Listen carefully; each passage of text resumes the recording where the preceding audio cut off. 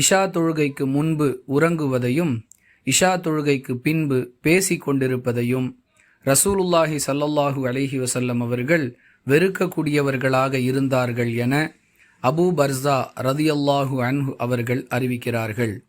நூல் புகாரி, ஹதீஸ் எண் 568. அன்பிற்குரிய அல்லாஹுவின் நல்லடியார்களே, இந்த 2 செயல்களையும் அல்லாஹுவின் தூதரவர்கள் ஏன் வெறுத்திருக்கிறார்கள் என்பதை நிதானமாக யோசித்தால் நமக்கு மிக தெளிவாக புரியும். இஷாவுக்கு முன் ஒருவர் உறங்கச் சென்று விட்டால் அவர் தன்னுடைய தூக்கத்தை தொடருவதின் காரணமாக இஷா தொழுகையை விட்டுவிட நேரிடும். எனவேதான் இஷாவுக்கு முன் உறங்குவதை வெறுத்திருக்கிறார்கள், வெறுப்பதன் மூலம் தடுத்திருக்கிறார்கள் என்பதை புரிந்து கொள்ள முடிகிறது. இஷா தொழுத பிறகு தேவையில்லாமல் வீணாக வளவளவென்று பேசிக் கொண்டிருப்பதால் நேரம் கடந்து கொண்டே இருக்கும்.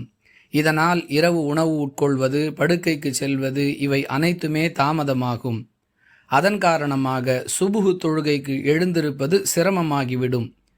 இவையெல்லாம் ஹதீஸுகளில் நேரடியாக சொல்லப்படவில்லை என்றாலும் இவை அனைத்தும் நபிகளாருடைய அந்த எச்சரிக்கையில் அடங்கி இருக்கிறது என்பதை நம்மால் உணர முடியும்.